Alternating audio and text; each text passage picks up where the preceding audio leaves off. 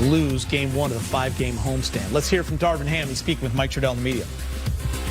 What were the challenges of kind of creating offense on the perimeter with how they were pressuring with Edwards and McDaniels especially, and how did you feel like that impacted the offense in the game?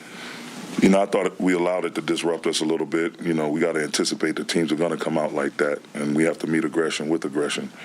And I thought it was too many times we got caught up playing east-west instead of just putting our heads down and attacking the basket, getting to the paint, living at the free throw line. You know, when teams are aggressive like that, you got to play downhill. You got to draw them. They're going to collapse. You got to make the simple pass, simple play.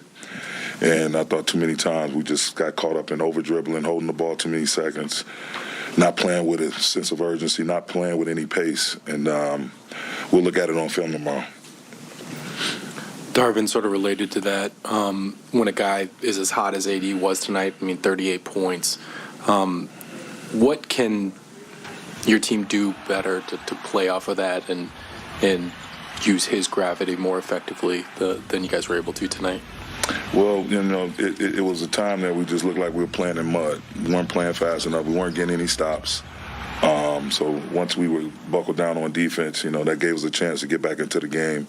We were able to call some bad shots, some turnovers, get some rebounds, and push it, play fast, and that really helped us. But that's how we have to play like that. It can't be because of pressure. We have to play like that whether there's pressure or not.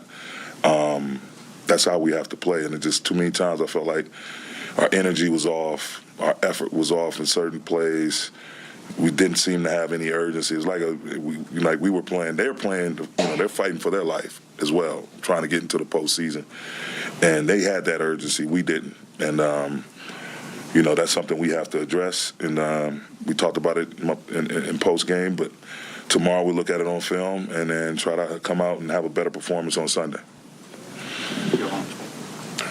Darvin, Dennis had 12 assists and 0 turnovers, which obviously is positive, but then 3 for 13. What do you make of his night, and how much, if at all, was he hampered by the ankle injury that he's dealing with? Well, he expressed no concern about playing. Our medical staff cleared him, and so that's not an excuse, and we're not going to use it as one. You know, he wouldn't have been out there if it was an issue with his ankle. I just felt like, you know, they put a bigger guy on him, and some of those looks he normally gets, you know, he just didn't. You know, Jaden is like we talked about him in my pregame presser. You know, he's versatile. He can guard all positions. He's quick laterally, quick vertically. Extremely really good player. And, you know, it just caused problems for him. And you're going to have nights like that. But Dennis did his best, you know, to try to get other people going and finding the right people, getting the ball to the right people, thus the 12 assists. But, again, it was just a tough matchup. Darvin, you talked about them having a sense of urgency, and you guys obviously are right on that cusp. I don't know how much you guys watching the standings now, like the teams you're trying to catch or the teams you're trying to hold off for that to just get into the play-ins. I mean, we're all aware of it. It just, again, I tell my team every day the first order of business is to take care of our business. We have to come with energy, effort, and urgency. Those 3 words. And unfortunately, you can't coach any of those 3. We can encourage it. You can try to make it happen. You can find the right guys, the mix of guys that are playing with that and that edge that we need to have, and try to put them on the floor and have them close out the game or play in certain stretches, long stretches for you. But energy, effort, and urgency. We've been writing those words on our board.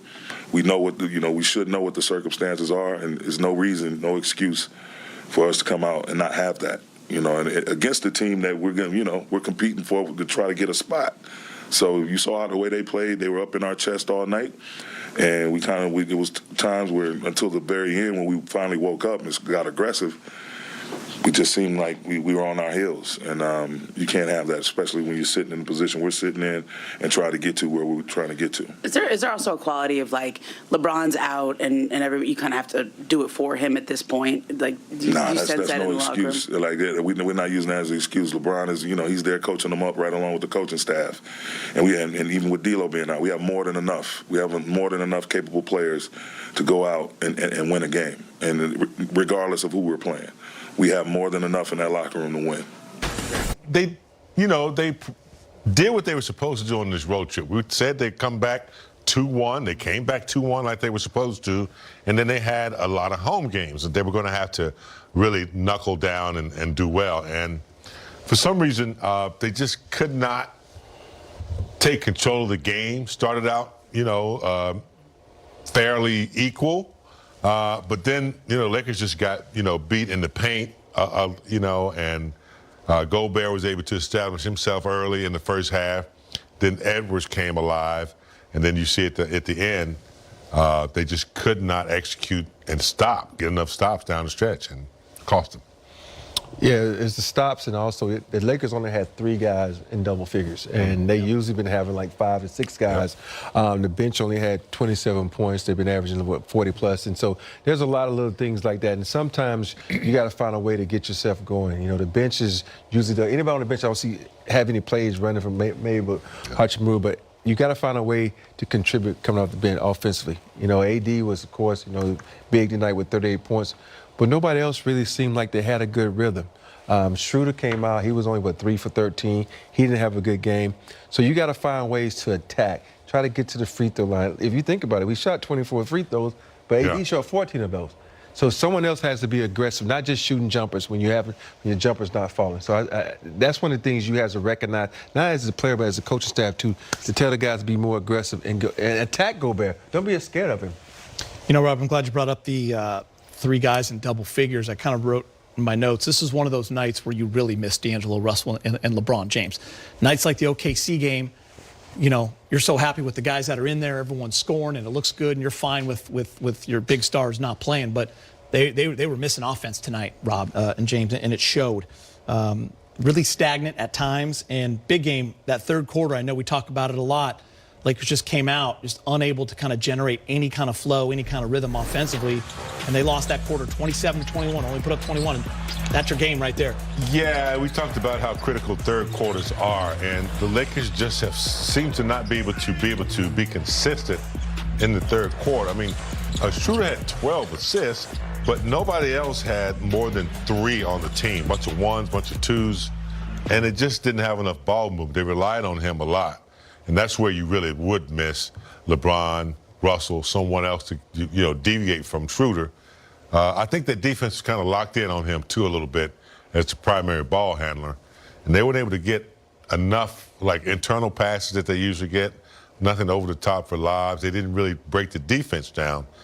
Minnesota was making them try some difficult shots. Yeah, Rob, I think it was one of those games, too, where, AD was your one guy that kind of had it going. So, did everything he could. I think 38 points, 12 of 14 from the free throw line, so he was definitely being aggressive, but there just wasn't much. Lonnie had some moments, Bees, but nobody else outside of that. Yeah, it's hard sometimes when you have a guy like, AD out there, you're going to go to him a lot.